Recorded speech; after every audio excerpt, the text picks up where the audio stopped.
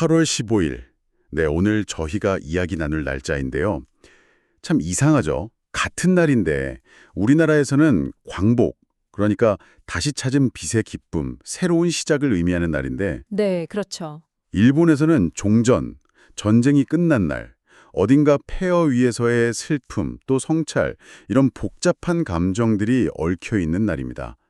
벌써 80년이라는 시간이 흘렀는데도 어쩐지 이 광복의 기쁨과 종전의 슬픔은 여전히 만나기가 쉽지 않은 그런 두 개의 평행선 같아요. 맞습니다. 정말 평행선이라는 비유가 적절한 것 같습니다. 같은 시간을 공유했지만 너무나 다른 길을 걸어온 두 개의 기억이라고 할 수 있겠죠. 오늘 바로 이 두 기억 속으로 한번 깊이 들어가 보려고 합니다. 우리나라의 8월 15일, 그리고 일본의 8월 15일, 그 속에 담긴 이야기들을 좀 자세히 풀어볼까 합니다. 두 개의 평행선, 지금부터 시작하겠습니다. 네, 오늘은 이 8월 15일을 둘러싼 우리나라와 일본의 정말 다른 기억, 그리고 그 기억이 만들어낸 국가적인 서사, 또 그 안에 녹아있는 국민적인 감정까지 한번 살펴보고요. 이 기억들이 현재 우리 사회에는 또 어떤 영향을 미치고 있는지 그런 이야기들을 좀 나눠보겠습니다. 좋습니다. 그럼 먼저 우리나라 이야기부터 시작해보죠. 우리에게 8월 15일은 단연 광복절입니다. 이 광복, 광폭이라는 단어, 한자 뜻 그대로 빛을 되찾는다는 거잖아요. 네, 맞습니다. 그 의미가 굉장히 중요하죠. 단순히 정치적인 해방, 이걸 넘어서는 거예요. 정말 암흑 같았던 시대를 끝내고 우리 민족의 어떤 존엄성, 정체성을 다시 회복한 날이다. 이런 상징성이 아주 큽니다. 그 어둠이라고 말씀하신 게 바로 일제강점기 35년의 시간을 의미하는 거겠죠. 그렇습니다. 그 어두움의 깊이가 정말 상상 이상이었죠. 여러분도 아마 들어보셨을 텐데요. 예를 들어 이름마저 일본식으로 바꿔야 했던 창씨개명. 이건 정말 개인의 정체성 자체를 부정하는 거잖아요. 네, 성과 이름을 바꾼다는 게 정말 끔찍한 일이죠. 그렇죠. 그리고 우리말 사용을 금지했던 거. 학교에서도 관공서에서도 우리말을 쓰면 처벌을 받기도 했으니까요. 이건 정말 민족의 혼을 없애려는 아주 뿌리부터 흔들려는 그런 시도였던 거죠. 문화적인 말살 정책뿐만이 아니었죠. 그럼요. 경제적인 수탈은 뭐 말할 것도 없고요. 우리 땅에서 나는 쌀, 뭐 각종 광물 자원들 이런 것들이 다 일본으로 실려 나갔습니다. 그리고 더 가슴 아픈 건 수많은 우리 젊은이들이 또 남녀노소 가릴 것 없이 강제 노역에 동원됐다는 사실이죠. 네, 탄광이나 공장, 군사기지 건설 현장 같은 곳으로 끌려가서 정말 힘든 노동에 시달렸다고 들었습니다. 맞습니다. 그리고 이 이야기는 정말 하기가 조심스러운데요. 절대로 빼놓을 수 없는 것이 바로 위안부 문제입니다. 이건 정말 인간의 존엄성 자체를 완전히 짓밟아버린 전쟁 범죄 중에서도 아주 비극적인 범죄였죠. 네, 정말 그 고통은 감히 상상하기조차 어렵습니다. 이런 정말 칠흑 같은 어둠 속에서도 우리 민족은 희망을 놓지 않았습니다. 그 대표적인 예가 바로 1919년 3.1운동이죠. 전국적으로 일어났던 비폭력 만세운동. 당장의 독립을 가져오진 못했지만 우리 민족의 독립의지를 전 세계에 알리고 또 이후 독립운동의 어떤 뭐랄까 정신적인 뿌리가 되어주었습니다. 꺼지지 않는 불씨였던 거죠. 그렇군요. 그런 고난과 저항의 역사를 생각하면 이 광복이라는 단어가 정말 가슴 깊이 와닿는 것 같습니다. 어둠 속에서 빛을 향한 열망이 얼마나 간절했을까 싶어요. 맞습니다. 그래서 광복절은 단순히 해방된 날만을 기념하는 게 아니에요. 아, 그렇죠. 또 다른 의미가 있죠. 네, 이런 고난 속에서 나라를 위해 모든 것을 바치신 분들, 그분들을 기억하고 감사하는 날이기도 합니다. 뭐 예를 들면 대한민국 임시정부를 정말 오랫동안 이끌면서 독립 그리고 민주, 통일, 나아가 문화 강국까지 꿈꾸셨던 백범 김구 선생. 네, 김구 선생 빼놓을 수 없죠. 그리고 3.1운동의 상징이죠. 어린 나이에 만세운동을 주도하다 체포되어서 서대문 형무소에서 모진 고문 끝에 순국하신 유관순 열사. 아, 유관순 열사 생각하면 늘 가슴이 먹먹해집니다. 그쵸. 또 우리가 잘 기억해야 할 분이 여성 독립운동가 김마리아 선생 같은 분입니다. 국내에서 항일운동을 조직하고 상해 임시정부에서도 활동하셨는데 고문 후유증으로 평생 장애를 안고 사셨지만 그 신념을 꺾지 않으셨죠. 정말 대단하신 분들입니다. 사실 이렇게 이름이 알려진 분들 외에도 정말 이름 없이, 빛도 없이 그저 조국의 독립이라는 그 빛을 위해 모든 것을 바친 수많은 영웅들이 계시잖아요. 그럼요. 그 모든 분들의 희생과 헌신이 있었기에 우리가 오늘날 광복을 이야기할 수 있는 겁니다. 그래서 광복절은 그분들을 기리는 매우 중요한 의미를 갖는 거죠. 그리고 또 하나 중요한 의미가 있죠. 1945년 8월 15일에 해방이 되었고 그로부터 3년 뒤인 1948년 8월 15일에 대한민국 정부가 수립되었잖아요. 네, 정확합니다. 그래서 광복절은 일제로부터의 해방을 기념하는 동시에 대한민국이라는 국가의 건국을 기념하는 날이기도 합니다. 해방과 건국, 이 두 가지의 역사적 의미가 함께 담겨 있는 아주 중층적인 날인 거죠. 그렇군요. 해방의 기쁨과 새로운 국가 건설의 의지가 함께 녹아있는 날이군요. 그럼 요즘에는 광복절을 어떻게 기념하고 있나요? 일단 대통령 기념사 발표 같은 공식적인 행사가 있고요. 정부 차원에서 독립유공자 포상 같은 것도 이루어지죠. 그리고 시민들 차원에서는 집집마다 태극기를 개양하는 모습, 이게 가장 상징적이죠. 네, 거리 곳곳에 태극기가 펄럭이는 모습을 보면 가슴이 뭉클해지곤 합니다. 그렇죠. 그리고 요즘에는 다양한 문화 행사들도 많이 열립니다. 뭐 예를 들면 서울광장 같은 데서 대규모 기념 콘서트가 열리기도 하고요. 우리는 대한민국 이런 타이틀로요.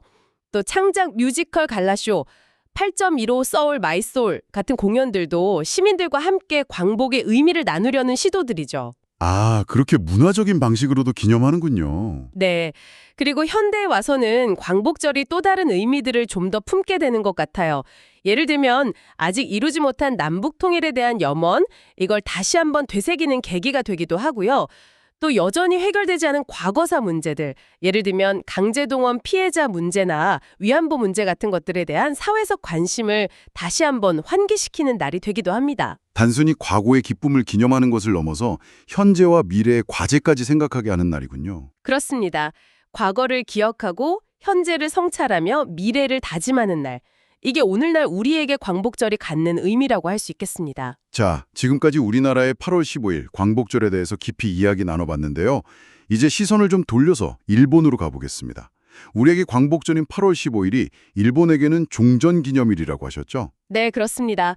한자 그대로 전쟁이 끝난 것을 기념하는 날이라는 뜻이죠. 여기서 저는 이 종전이라는 단어 자체가 좀 흥미롭다고 생각했어요. 왜 패전이나 항복이 아니고 종전일까요? 1945년 8월 15일 당시 히로히토 천황이 라디오 연설, 그 유명한 오금 방송을 통해서 항복을 발표했잖아요. 근데 거기서 패전이나 항복이라는 직접적인 단어 대신 종전이라는 표현을 썼다고요. 네, 맞습니다. 그게 아주 중요한 지점인데요. 천황의 그 오금방송 원문을 보면 연합국의 포츠담 선언을 수락한다고 하면서 제국 신민에게 고한다 로 시작해서 전쟁 상황의 불리함, 그리고 전국이 반드시 호전되지 않고 세계의 대세 또한 우리에게 이롭지 않다. 뭐 이런 식으로 애둘러 표현을 합니다.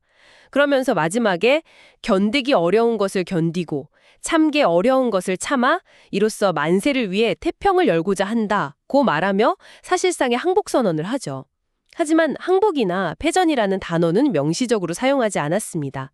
대신 전쟁을 끝낸다, 즉 종전시킨다는 뉘앙스를 풍긴 거죠. 아, 그 유명한 견디기 어려운 것을 견디고 라는 구절이 여기서 나온 거군요. 근데 왜 굳이 종전이라는 표현을 썼을까요? 여러 해석이 있지만 가장 큰 이유는 아마도 천황과 당시 일본 지도부가 패배라는 현실을 직접적으로 인정함으로써 발생할 수 있는 어떤 체면 손상이나 국민적 충격을 최소화하려 했던 것 같습니다. 그리고 동시에 전쟁을 끝내는 주체가 바로 천황 자신임을 강조함으로써 혼란 속에서도 천황의 권위를 유지하려는 의도도 있었을 거고요. 스스로 전쟁을 끝냈다는 느낌을 주려고 했다. 네, 이게 결과적으로 일본의 전후 역사 인식에 상당히 큰 영향을 미치게 됩니다. 마치 전쟁에서 진 패배자가 아니라 어려운 상황 속에서 전쟁을 스스로 종결시킨 주체처럼 인식하게 만드는 효과를 낳은 거죠. 일종의 책임 회피적인 뉘앙스도 없지 않다고 비판하는 시각도 있습니다. 그렇군요. 그 단어 하나가 그렇게 큰 파장을?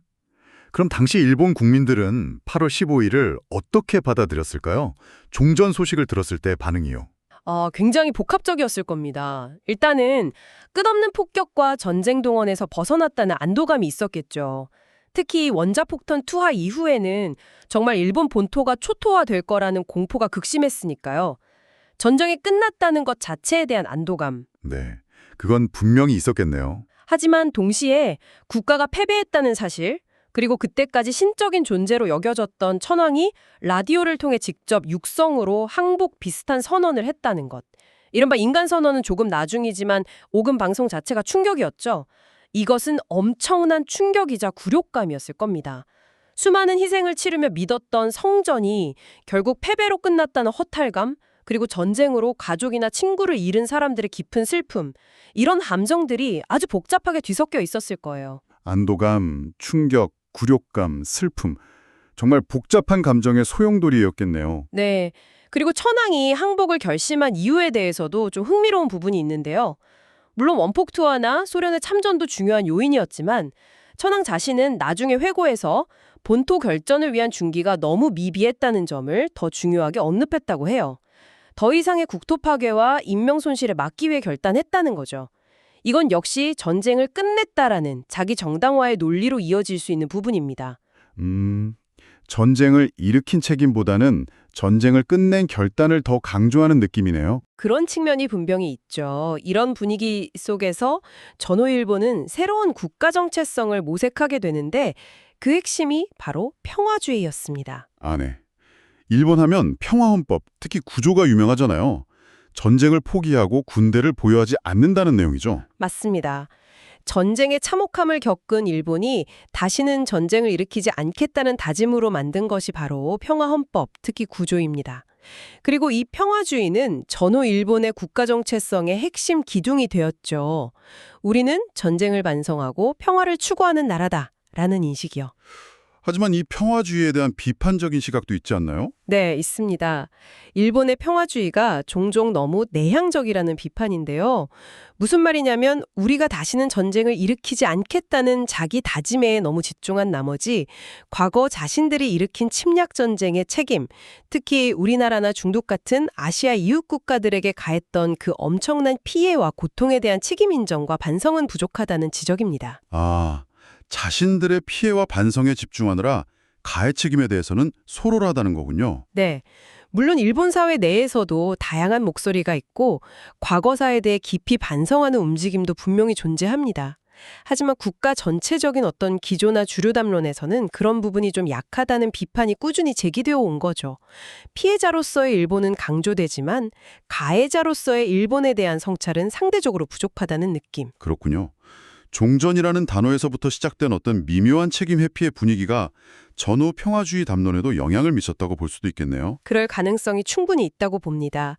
이런 맥락에서 일본의 8월 15일 추모 방식도 좀 살펴볼 필요가 있습니다. 네, 일본의 종전기념일 추모는 어떻게 이루어지나요? 일단 매년 8월 15일 도쿄의 일본 무도관에서 전국 전몰자 추도식이라는 공식 행사가 열립니다.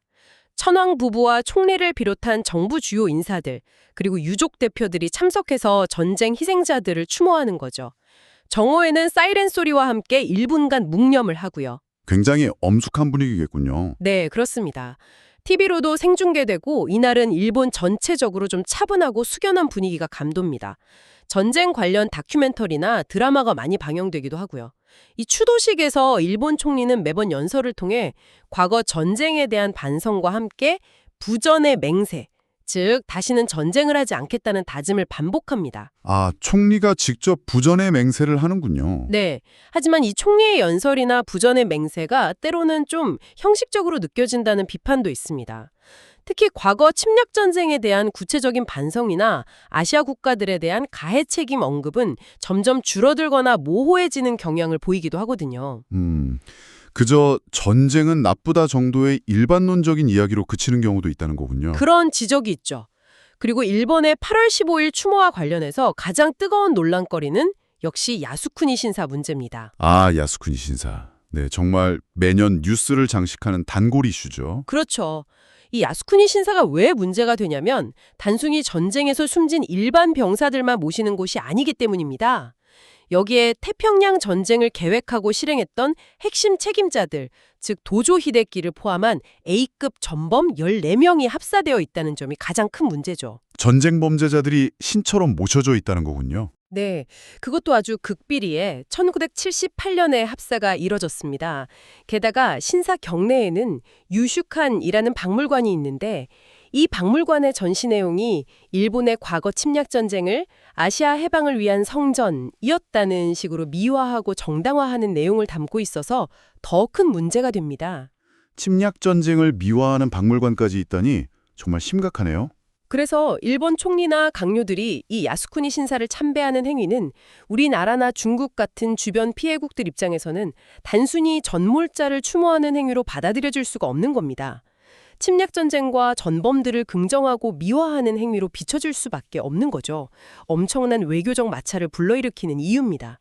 그런데도 일부 일본 정치인들은 계속 참배를 강행하잖아요. 그들의 논리는 뭔가요? 주로 두 가지 논리를 내세웁니다. 하나는 나라를 위해 목숨을 바친 분들을 추모하는 것은 당연하다는 주장이고요. 또 하나는 어떤 방식으로 추모할지는 일본 국내 문제이며 다른 나라가 간섭할 일이 아니다라는 주장입니다. 개인적인 신념에 따른 참배라고 선을 긋기도 하고요. 하지만 피해국 입장에서는 도저히 납득하기 어려운 논리네요. 그렇죠. 전쟁의 성격 자체를 다르게 보고 있으니까요. 물론 일본 내에서도 이런 총리나 강요들의 야스쿠니 참배에 대해 비판적인 목소리가 분명히 있습니다. 평화단체나 시민단체, 종교계 등에서는 꾸준히 반대 목소리를 내고 있고요. 또 이런 논란을 피해서 치도리가푸치 국립묘지, 찬도리가푸치 센복자 보현처럼 A급 전범이 합사되지 않은 논란 없는 장소에서 별도로 추모 행사를 갖는 사람들도 많습니다. 아, 일본 내부에서도 의견이 갈리는군요. 네, 그렇습니다. 하지만 여전히 정치권, 특히 보수 우익 세력을 중심으로 야스쿠니 참배를 정당화하고 강행하는 움직임이 계속되고 있다는 점이 문제의 핵심이라고 할 수 있습니다. 이 야스쿠니 신사 문제가 바로 일본의 종전, 기념이 낳는 어떤 모순과 논쟁을 상징적으로 보여주는 지점이라고 생각합니다. 자, 그럼 이제 세 번째 파트로 넘어가 볼까요? 우리나라의 광복과 일본의 종전, 이 두 개의 다른 기억이 서로 만날 때 어떤 일들이 벌어지는지 살펴보겠습니다. 먼저 일본은 우리나라의 광복절을 어떻게 바라볼까요? 일단 일본 정부, 특히 외무성이 매년 광복절을 앞두고 한국 여행 주의보 같은 걸 발령하곤 합니다. 한국 내에서 반일 감정이 고조될 수 있으니 주의하라는 거죠. 이것 자체가 일본 정부가 우리나라의 광복절을 어떤 시각으로 보고 있는지를 좀 단적으로 보여주는 사례라고 할 수 있습니다. 광복절 이퀄 반일 감정 고조 시기, 이렇게 좀 고정적으로 인식하고 있다는 거네요? 네, 그런 경향이 있죠.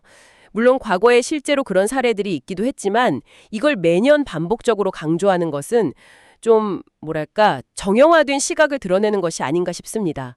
그리고 또 하나 주목할 만한 것은 일본 언론의 반응입니다. 일본 언론이요? 어떤 반응을 보이나요? 우리나라 대통령이 광복절에 발표하는 경축사를 굉장히 주의 깊게 분석하고 보도합니다. 마치 한일 관계의 풍향계처럼 여기는 거죠. 아, 대통령 경축사의 내용에 따라서 한일 관계를 전망한다. 그렇습니다. 특히 대통령이 경축사에서 과거사 문제, 예를 들어 강제동원이나 위안부 문제에 대해 어떤 수준으로 언급하는지, 일본에 대해 사죄나 반성을 요구하는지, 아니면 이런 문제보다는 미래지향적인 관계를 더 강조하는지 이런 것들을 아주 세밀하게 분석합니다. 평가 기준 같은 게 있다는 거네요. 네, 그렇죠. 예를 들어 최근 몇 년간 윤석열 대통령의 광복절 경축사에 대해서 일본 언론들은 상당히 긍정적인 평가를 내놨습니다. 왜냐하면 과거사 문제에 대한 직접적인 비판이나 사죄 요구보다는 일본을 보편적 가치를 공유하는 파트너로 규정하고 안보나 경제협력 같은 미래지향적인 메시지를 강조했기 때문이죠. 아, 대일 융화 노선이다 뭐 이런 식으로 평가했다는 기사를 본 것 같기도 해요. 맞습니다. 산케이 신문이나 요미우리 신문 같은 주요 언론들이 그런 논조의 기사를 많이 냈죠. 반대로 만약 대통령이 과거사 문제 해결을 강하게 촉구하거나 일본의 책임을 강조하는 메시지를 내놓으면 일본 언론들은 반일 감정을 자극한다, 관계 개선에 찬물을 끼얹는다는 식으로 비판적인 반응을 보이는 경향이 있습니다. 마치 일본이 원하는 메시지가 정해져 있는 듯한 느낌도 드네요. 그런 측면이 없지 않죠. 이런 일본 언론이나 정부의 시각 밑바탕에는 또 이런 인식이 깔려 있습니다. 바로 역사 문제는 1965년 한일 기본조약으로 이미 다 해결된 것이다 라는 생각입니다. 아, 1965년 한일협정으로 모든 과거사 문제가 법적으로 최종 해결되었다는 그 주장이군요. 네, 이 인식이 일본 사회, 특히 정부나 주류 사회에서는 꽤 폭넓게 퍼져 있습니다. 그렇기 때문에 우리나라에서 강제동원 피해자 배상 문제나 위안부 문제 해결을 계속 요구하는 것에 대해서 이미 끝난 문제를 왜 자꾸 다시 꺼내느냐, 국가 간의 약속을 지키지 않는다는 식의 불만이나 방어적인 태도를 보이게 되는 거죠. 그 인식의 차이가 결국 계속 갈등을 낳는 근본적인 원인 중 하나겠군요. 그렇습니다. 법적인 해결과 피해자들의 상처 치유, 역사적 책임 인정이라는 문제는 또 다른 차원일 수 있는데 일본 사회의 주류적인 인식은 그 지점까지 나아가는데 좀 인색한 면이 있는 거죠. 그럼 일본의 일반 시민들, 민간 차원에서는 우리 광복절이나 역사 문제를 어떻게 볼까요? 정부나 언론과는 좀 다를 수도 있을 것 같은데요. 네, 물론 다양한 목소리가 존재합니다. 소수지만 우리나라의 광복이라는 역사적 의미에 공감하고 과거 일본 제국주의의 식민 지배가 명백한 잘못이었음을 인정하면서 일본 정부의 진정한 반성을 촉구하는 양심적인 시민들이나 단체들도 분명 있습니다. 예를 들어 강제동원 피해자들을 지원하는 활동을 오랫동안 해오신 일본 변호사들이나 시민 활동가분들이 계시죠. 아, 그런 분들의 노력도 우리가 기억해야겠네요. 그럼요. 정말 중요한 역할을 해주고 계십니다. 하지만 솔직히 말해서 대다수의 일반적인 일본 시민들, 특히 젊은 세대로 갈수록 우리나라의 역사 문제나 광복절 같은 기념일에 대해서는 좀 무관심한 경우가 많다고 봐야 할 것 같습니다. 무관심하다? 그냥 잘 모른다는 건가요? 네, 자신들의 일상생활과는 크게 관련 없는 그냥 이웃나라의 어떤 기념일 정도로 생각하는 경향이 강한 거죠. 학교 역사 교육에서도 근현대사, 특히 가해 역사 부분은 좀 피상적으로 다루거나 축소하는 경향이 있어서 젊은 세대는 더더욱 잘 모를 수 있고요. 그렇군요. 교육의 영향도 크겠네요. 네. 그리고 또 다른 한편으로는 인터넷 공간을 중심으로 아주 노골적인 혐한 감정을 드러내는 세력들도 있습니다. 이른바 넷 우익이라고 불리는 사람들인데요. 이들은 우리나라의 광복절 기념이나 역사 문제 제기 자체를 아주 병적인 반일 민족주의로 폄하하고 조롱하기도 합니다. 아, 그런 극단적인 목소리도 있군요. 네. 인터넷의 익명성 뒤에 숨어서 굉장히 자극적이고 왜곡된 정보를 퍼뜨리는 경우가 많아서 문제가 되고 있죠. 그러니까 정리하자면 일본 민간 차원에서는 과거사에 대한 진지한 성찰과 공감의 목소리, 그리고 다수의 무관심, 또 한편에서는 극단적인 반감과 혐오의 목소리가 공존하고 있다. 이렇게 볼 수 있겠습니다. 정말 다양한 스펙트럼이 있네요. 이런 인식의 차이가 세대 간에도 나타날 것 같아요. 우리나라만 해도 젊은 세대는 기성세대와는 역사 문제에 대해 느끼는 감정의 온도나 표현 방식이 좀 다르다는 이야기도 있잖아요. 네, 그렇죠. 우리나라 Z세대 같은 경우 물론 역사 교육을 통해 일제강점기의 아픔이나 광복의 의미를 배우지만 기성세대만큼 그 문제에 대해서 강렬한 어떤 분노나 슬픔 같은 직접적인 감정을 느끼는 정도는 아무래도 좀 다를 수 있다는 분석들이 있습니다. 오히려 역사 문제보다는 현재의 경제적 어려움이나 사회적 불평등 같은 현실 문제에 더 민감하게 반응하는 경향도 보이고요. 그렇다고 역사 문제를 완전히 잊었다는 건 아니겠지만 감정의 결이 좀 다르다는 거군요. 이게 혹시 한일 관계 개선의 어떤 기회가 될 수도 있을까요? 아니면 반대로 역사에 대한 경각심이 약해지는 위험 신호일까요? 그건 정말 양면성이 있는 것 같습니다. 과거의 감정적인 앙금에서 벗어나서 좀 더 실용적이고 미래지향적인 관계를 맺을 수 있는 가능성이 열리는 것일 수도 있지만 동시에 아픈 역사를 제대로 기억하고 성찰하지 못하면 비슷한 잘못이 반복될 수 있다는 경고를 간과하게 될 위험도 있는 거죠. 그렇군요. 일본 젊은 세대는 어떤가요? 아까 무관심한 경향이 있다고 하셨는데. 네. 일본의 젊은 세대, 이른바 헤이세이나 레이와 시대에 태어난 세대는 전쟁을 직접 경험하지 않았기 때문에 전쟁에 대한 감각 자체가 거의 없다고 봐도 무방합니다. 평화로운 시대에 태어나서 자랐으니까요. 그래서 기성세대가 가진 전쟁에 대한 어떤 트라우마나 부채의식 같은 것들이 거의 없죠. 전쟁이 그냥 먼 옛날 이야기처럼 느껴지겠네요. 그렇죠. 그런데 문제는 이런 전쟁에 대한 무감각 상태에서 아까 말씀드린 인터넷 우익들이 퍼뜨리는 왜곡된 정보나 게임 같은 것을 통해서 어떤 현실과는 좀 동떨어진 게임화된 형태의 새로운 내셔널리즘에 노출될 수 있다는 점입니다. 역사적 맥락이나 책임감 없이 그냥 강한 일본 같은 이미지만 소비하는 거죠. 아, 제대로 된 역사인식 없이 민족주의 감정만 자극받을 수 있다. 이것도 상당히 우려스러운 지점이네요. 네. 그래서 양국 젊은 세대 간의 인식 차이, 그리고 그 변화의 방향이 앞으로 한일 관계에 어떤 영향을 미칠지는 정말 중요한 관전 포인트라고 할 수 있습니다. 정치적으로는 이렇게 계속 평행선을 달리는 것 같고 세대 간 인식도 복잡한데 또 흥미로운 현상이 있잖아요. 바로 문화교류인데요. 아, 네. 맞습니다. 정말 아이러니하면서도 흥미로운 지점이죠. 한쪽에서는 역사 문제로 그렇게 날을 세우고 대립하는데 다른 한쪽에서는 케이팝이나 한국 드라마, 영화가 일본에서 엄청난 인기를 끌고 또 우리나라에서는 일본 애니메이션이나 만화, 게임이 여전히 큰 사랑을 받잖아요. 그렇죠. BTS나 블랙핑크 같은 K-팝 스타들이 일본 젊은이들을 열광시키고 또 우리 젊은 세대들은 슬램덩크나 귀멸의 칼날 같은 일본 콘텐츠를 열광하고 정말 신기할 정도예요. 네, 특히 일본에서는 과거 윤사막 열풍 때 중장년 여성층이 중심이었다면 지금의 한류는 젊은 세대까지 폭넓게 확산된 양상이죠.